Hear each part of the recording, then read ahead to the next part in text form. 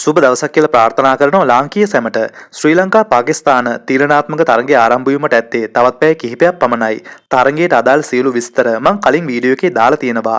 ඉතින් මගහැරුණු කෙනෙක් ඉන්නවා නම් ඒක බලන්න කියලා ආරාධනා කරනවා. ලින්ක් එක පහළ ඩිස්ක්‍රිප්ෂන් එකේ ඇති. තරගයට ප්‍රථමව දෙරටේ නායකින් තරගය ගැන අදහස් දක්වා සිටියා. පාකිස්තාන නායකයා කියා සිටියේ මෙවන් දෙයක්. අපි දැනටමත් අවසන් තරගයට තේරී අවසන්. අපිට පීඩනයක් නැහැ. ඔවුන්ට තමයි පීඩනය. අපි මේ තරගයට එන්නේ නිදහසේ. අපේ ගේම් එක ක්‍රීඩා කරන්න.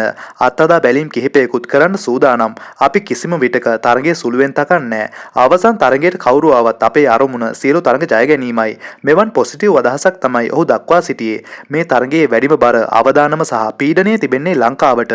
මොකද අද තරගයේ ජයගත්තොත් පමණමයි අපිට අවසන් මහා තරගයට යා හැකි වන්නේ. ඉතින් ශ්‍රී ලංකා නායකයා කියා සිටියේ මෙවන් දෙයක්. ඔව් අද තරගය ඉතාමත් තීරණාත්මකයි. අවසන් තරගය අපි හොඳින් අවසන් කළා. පැතුම් ලකුණු අතරට ආපු එක ගැන ඉතාමත් සතුටුයි. පාකිස්තානය ප්‍රබල කණ්ඩායමක්. තුන් ඉරියව්වෙන්ම දක්ෂතා දැක්වීම තරගයක් ජය ගැනීමට ඉතාමත් වැදගත්. මේ තරගය ජය ගන්න අපි බලාපොරොත්තු වෙනවා. අපි අපේ උපරිමය අද තරගයට දෙනවා. අද තරගයේ ජය අරගෙන අවසන් තරගයේ ක්‍රීඩා කිරීම තමයි අපේ සැලසුම.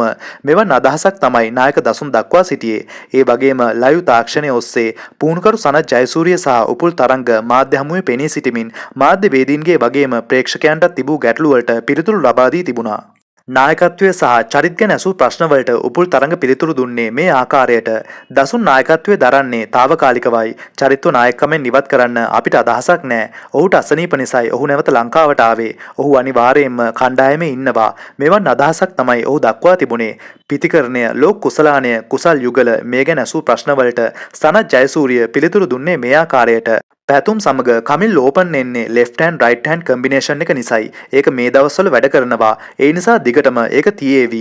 පැතුම් ෆේල් වුණු දවසට කණ්ඩායම වැටෙනවා. ඒක අනිත් අයත් එක්කත් සාකච්ඡා කරලා තියෙනවා. අපිට හැමදාම පැතුම් මතම ඩිපෙන්ඩ් වෙන්න බෑ. කුසල් යුගල කමිල් මෙයාලා ලකුණු ගහන්න ඕනේ.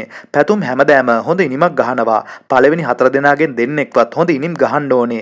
නැත්තම් මේක ටීම් එකට බලපානවා. ලෝක කුසලානයට පෙර අපිට තරම් ගොඩක් නෑ. ඒක නිසා ලොකු ලොකු වෙනස්කම් වලට යන්නෙත් නෑ. හොඳින් පුහුණුවීම් කරලා ලෝක කුසලානයට හොඳ සූදානමකින් එන්න තමයි බලාපොරොත්තු වෙන්නේ. මෙවන් අදහසක් තමයි ඔහු දක්වා තිබුණේ. ඔබ මොකද මේ ගැන හිතන්නේ? නායකත්වයට සුදුසුම කවුද? ඔබේ තාර්කික ක්‍රීඩාශීලී අදහසුත් පහලින් කමෙන්ට් කරන් යන්නත් අමතක කරන්න එපා. ඉතින් දැනට ගිහින් එන්නම්. ඔයාලා හැමෝටම සුබ දවසක්.